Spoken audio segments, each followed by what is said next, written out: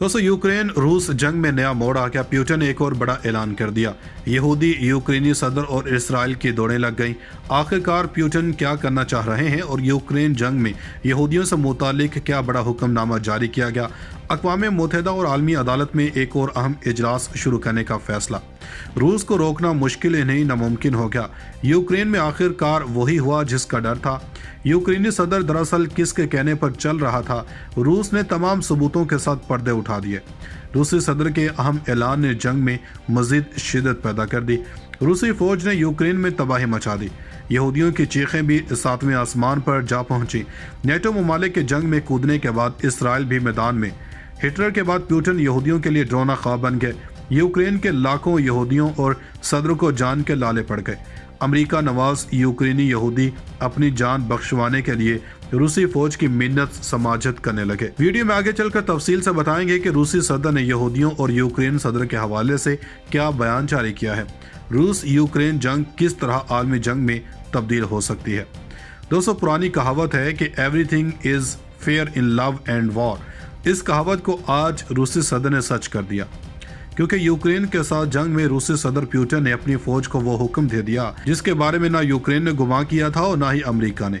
रूसी सदर ने जिस शिद्दत से यूक्रेन पर हमला किया है, इसने पहले ही दुनिया को वर्ता हैरत में डाल रखा था, मगर अब रूसी सदर के अज़ाइम खुलकर सामने आ गए और इसने यूक्रेनी सदर के साथ साथ यूक्रेन में बसने वाले यहूदियों को भी घुटने टेकने पर मजबूर कर दिया, क्योंकि यूक्रेन के दारुल हुकूमत में बसने वाले यहूदियों को अब दिन में तारे नजर आ रहे हैं और इनको अपनी जान के लाले पड़ गए हैं और वो खौफ ज़दा होकर मुल्क छोड़ने पर मजबूर हो रहे हैं। और ऐसा क्यों हो रहा है?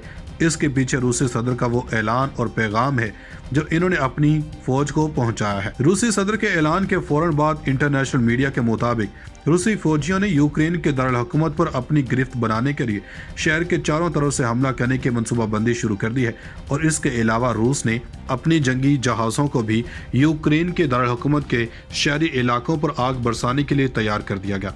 यूक्रेन के सदारती chief of staff Andriy Yermak के मशीर मिखाइलो पोदोलियाक ने ट्विटर पर लिखा कि यूक्रेन पर हमले के दौरान रूस का मकसद बड़े पैमाने पर खौफ व हिरास फैलाना, शहरियों के हलाकतें और अहम इमारत की तबाही है। इन्होंने लिखा कि रूस के चेहरे से नकाब उतर चुका है और रूसी फेडरेशन मुसलसल शहरों के मराकज़ पर गोलाबारी कर रही है और रिहायशी इलाकों और इंतजामिया की इमारतों पर रॉकेट और तोपखाने से हमले जारी हैं। पोदोलियाक ने कहा कि रूस का हदफ वाज़ेह है, बड़े पैमाने पर खौफ हिरास, शहरी हालातें, बुनियादी ढांचे की तबाही। रूस के वज़ीर दिफा सरगई शोगोफ ने कहा कि इनका मुल्क उस वक्त तक यूक्रेन में अपना फौजी ऑपरेशन जारी रखेगा जब तक तमाम मकासद हासिल नहीं हो जाते। खबरसां इदारे इंटरफैक्स के मुताबिक रूसी वजीर का कहना था कि रूसी फेडरेशन की मुसल्लह अफवाज खसूसी फौजी ऑपरेशन उस वक्त तक जारी रखेंगी जब तक तयशुदा अहदाफ हासिल नहीं हो जाते। रूसी वजीर दिफा का यह भी कहना था कि रूसी ऑपरेशन का मकसद डोंबास की आबादी का तहफ़्फ़ुज़ और यूक्रेन और गैर फौजी और नाजी असर से छुटकारा दिलवाना है। दोस्तों, दूसरी जानब यूक्रेन के सदर व्लादिमीर ज़ेलेंस्की का कहना है कि इन्होंने यूरोपीय यूनियन में यूक्रेन की शमूलियत की दरख्वास्त पर दस्तखत कर दिए हैं। ये पेशरफ्त रूस की जनब से अपने पड़ोसी मुल्क यूक्रेन पर हमला करने के 5 दिन बाद सामने आई है, जिसके खिलाफ बड़े पैमाने पर बैनुल-अक़वामी सतह पर मज़म्मत और 27 रुकनी यूरोपीय यूनियन समेत दीगर की जानब से फौजी मदद की पेशकश की जा रही है। व्लादिमीर ज़ेलेंस्की के दफ्तर के सरबराह आंद्रे सेबा ने अपने ऑफिशियल फेसबुक पेज पर कहा कि दस्तावेज़ात ब्रसल्स भेज दी गई हैं। सदर व्लादिमीर ज़ेलेंस्की की तस्वीर फेसबुक पर पोस्ट की गई हैं। इनके साथ वज़ीर-ए-आज़म डेंस शुमहेल और पार्लियामेंट के चेयरमैन रुसलान स्टीफानचोक भी मौजूद थे। फेसबुक पोस्ट में कहा गया है कि अब तारीख रकम की जा रही है, ताहम यह दरख्वास्त अलामती है। इस अमल में बरसों लग सकते हैं। यूरोपीय यूनियन की रुकनीत के लिए तमाम रुकन ममालिक की जनब से मुतफिका तौर पर मंजूर किया जाना लाजमी है। यूक्रेन कई बरसों से मुकामी बदउनवानी के सबब कमजोर पड़ चुका है। इस वजह से यूक्रेन के लिए यूरोपीय यूनियन में शमूलियत की मंजूरी के मयार तक पहुँचना इंतहाई मुश्किल है। दोस्तों, उधर बेलारूस की सरहद पर रूस और यूक्रेन के वफूद की सतह पर मुज़ाकरात खत्म हो गए। दोनों वफूद आला क़यादत से मुशावरत के बाद दोबारा मुलाकात करेंगे और दूसरी जानब कारखेव पर कब्जे के लिए मुतहारिब अफवाज में शदीद लड़ाई जारी है। यूक्रेन पर रूसी हमले के बाद फ़रीक़ैन की पहली बैठक में वफूद की सतह पर मुज़ाकरात 5 घंटे जारी रहे। आला क़यादत से मुशावरत के लिए दोनों वफूद अपने अपने दारुल हुकूमत रवाना हो गए। यूक्रेनी सदर के तर्जुमान का कहना है कि मुज़ाकरात का बुनियादी मकसद जंग बंदी था। सदर पुतिन के तर्जुमान के मुताबिक फ़रीक़ैन ने ऐसे नकात पर गुफ्तगू की जिन पर इत्तफाक राय हो सकता है। दोनों वफूद की अगली मुलाकात बेलारूस और पोलैंड की सरहद पर होगी। अमरीकी हुकाम के मुताबिक रूस यूक्रेन पर फ़िज़ाई सबकत हासिल करने में नाकाम रहा। रूसी अफवाज ने गुज़श्ता 24 घंटे में सिर्फ 5 किलोमीटर पेशकदमी की। आने वाले दिनों में रूस कीव का मुहासरा करने की कोशिश करेगा। अमरीकी हुकाम के मुताबिक अब तक रूसी अफवाज ने 380 मिसाइल फायर किए हैं। यूक्रेन के दूसरे बड़े शहर कारखेव पर कब्जे के लिए शदीद लड़ाई जारी है। दिन बार कारखेव पर मिसाइल बरसते रहे। मुतादद रिहायशी इमारतें और अवामी मकामात भी मिसाइलों की जद पर आए। खारकेव में एक टेक्सटाइल फैक्ट्री मिसाइल लगने से मुकम्मल तौर पर तबाह हो गई। स्नेक आइलैंड में यूक्रेन के 13 फौजी जिंदा निकले। इससे पहले रूस से लड़ाई के दौरान तमाम 13 फौजियों के हलाकत की इतला थी। रूसी मीडिया पर जारी वीडियो में यूक्रेनी फौजी कह रहा है कि गोला बारूद खत्म होने पर इन्होंने हथियार डाल दिए थे, अब रूस की कैद में है। रूस ने यूक्रेनी शहरियों से दारुल हुकूमत कैफ खाली करने की अपील कर दी।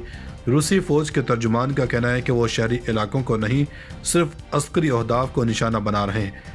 कैफ छोड़ने वाले शहरियों के तहफ़्फ़ुज़ की ज़मानत दी जाएगी। यूक्रेन कई बरसों से मुकामी बदउनवानी के सबब कमज़ोर पड़ चुका है।